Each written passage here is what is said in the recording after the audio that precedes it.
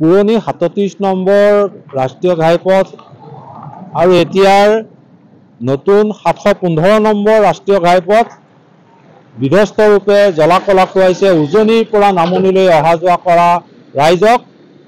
APWDৰ national হাইৱেত তদাৰক কৰা এই পথছোৱা কলিয়াবৰ তিনিআলিৰ পৰা নুমলীগড় পৰ্যন্ত এই পথছোৱাৰ বিধ্বস্ত ৰূপে এতিয়া ৰাইজক জলাকলা খুৱাইছে। এনেদৰেই এই পথটোৰ মাজত সৃষ্টি হৈছে বৃহৎ বৃহৎ গাঁত, যাৰ পৰিণতিত এই পথটোৰে চলাচল কৰিবলৈ সাধাৰণ যাত্ৰীয়ে হওক বা যিহেতু ওচৰতে ৰাষ্ট্ৰীয় উদ্যান আছে, কাজিৰঙা ৰাষ্ট্ৰীয় উদ্যান আছে, তালৈ অহা দেশী বিদেশী পৰ্যটক এই পথেৰে অহা যোৱা কৰে আৰু এই পথেৰে অহা যোৱা কৰাৰ কাৰণে এই বিধ্বস্ত ৰূপটোৰ বাবে তেওঁলোকে যমৰ যন্ত্ৰণা ভুগিবলগীয়া হৈছে।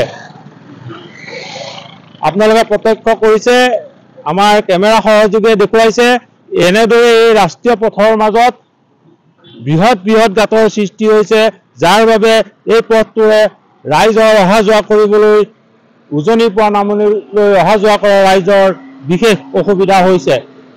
আমাৰ লগত এগৰাকী গাড়ী চালক আছে। দাদা,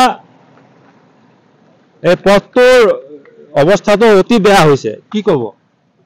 বৃহৎ বৃহৎ গাঁত দেখা পাইছো। মেৰামতি কৰিব লাগে, বনাব লাগে, মেৰামতি কৰিব লাগে।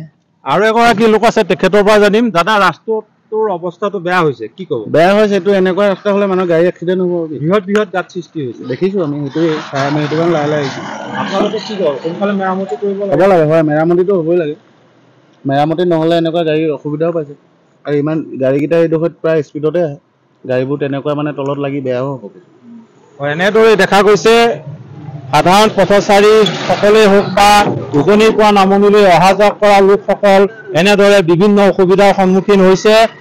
সৰু বাহনেই হওক বা বৃহৎ বাহনেই হওক, এই পথটোৰে অহা যোৱা কৰোঁতে ভীষণ অসুবিধাৰ সন্মুখীন হৈছে, কাৰণ পথটোৰ মাজত বৃহৎ বৃহৎ গাঁতৰ সৃষ্টি হৈছে।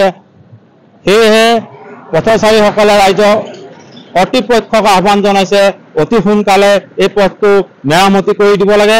আমাৰ লগত এই পথটোৰে নিতৌ অহা যোৱা কৰা আৰু এগৰাকী চালক আছে। দাদা, পথটোৰ অৱস্থাটো বহুত বেয়া। একেবাৰে বেয়া, এইটো ৰাস্তা গাড়ী চলাব নোৱাৰি আৰু এইখনৰ পৰা এইখন ইমান অৱস্থা বেয়া নহয়, কি আৰু মানে বেমাৰী মানুহ নিবলৈও অসুবিধা হৈ যায় আমাৰ। আৰু বৃহৎ বৃহৎ গাঁত, ডাঙৰ ডাঙৰ গাঁত, আৰু এইটো বৰষুণ দিলেতো বাইক ওলাৰ কাৰণে আৰু ভয় আছে।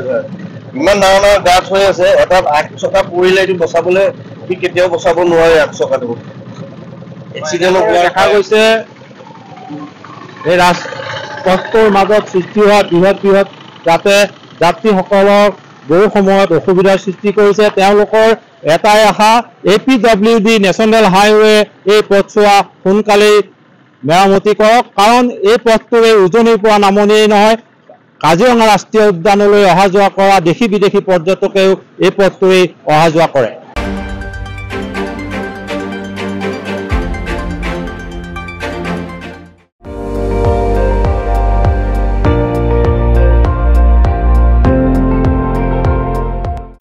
আপুনি চাই আছে ND24, সৰ্বশ্ৰেষ্ঠ নহয়, সৰ্বোত্তমৰ দৌৰ।